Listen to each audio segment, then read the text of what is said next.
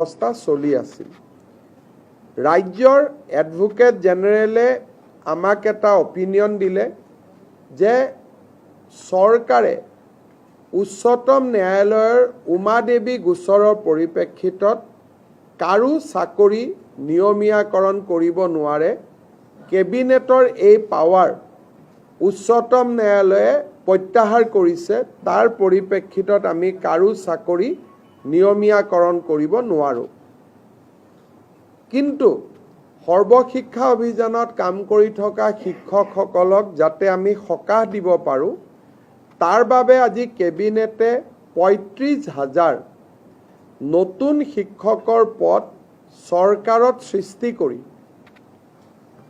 SSৰ শিক্ষকসকলৰ বাবে এটা স্পেচিয়েল ৰিক্ৰুটমেণ্ট ড্ৰাইভ কৰিব খুজিছে। অৰ্থাৎ এই বিশেষ ৩৫,০০০ পোষ্টত অকল SSত কাম কৰি থকা শিক্ষকসকলেহে আবেদন কৰিব পাৰিব আৰু বাকী নিয়মীয়া যিবিলাক পোষ্ট তাত ফ্ৰেছ কেণ্ডিডেটবিলাকে আবেদন কৰিব পাৰিব। এই ৩৫,০০০ শিক্ষকে SSৰ পৰা আহি চৰকাৰত সোমোৱাৰ লগে লগে সৰ্বশিক্ষা অভিযানত ৩৫,০০০ পোষ্ট বিলুপ্তি হ'ব। অৰ্থাৎ সৰ্বশিক্ষা অভিযানৰ ৩৫,০০০ শিক্ষকে স্পেচিয়েল ৰিক্ৰুটমেণ্টৰ বাবে চৰকাৰত আবেদন কৰিব।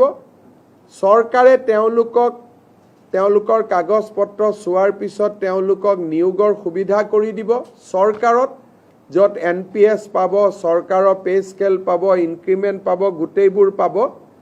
কিন্তু এইখিনি হৈ উঠাৰ পিছত সৰ্বশিক্ষা অভিযানত পূৰ্বতে কাম কৰি থকা তেওঁলোকৰ পদসমূহ বিলুপ্তি হৈ যাব।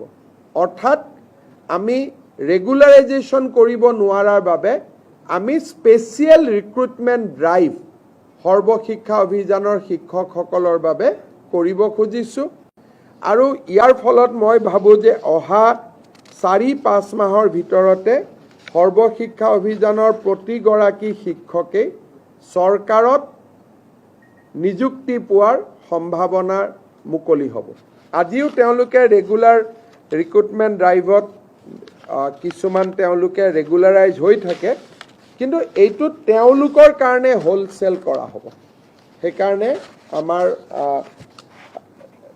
৩৫,০০০ শিক্ষকে চৰকাৰত সোমাবলৈ এটা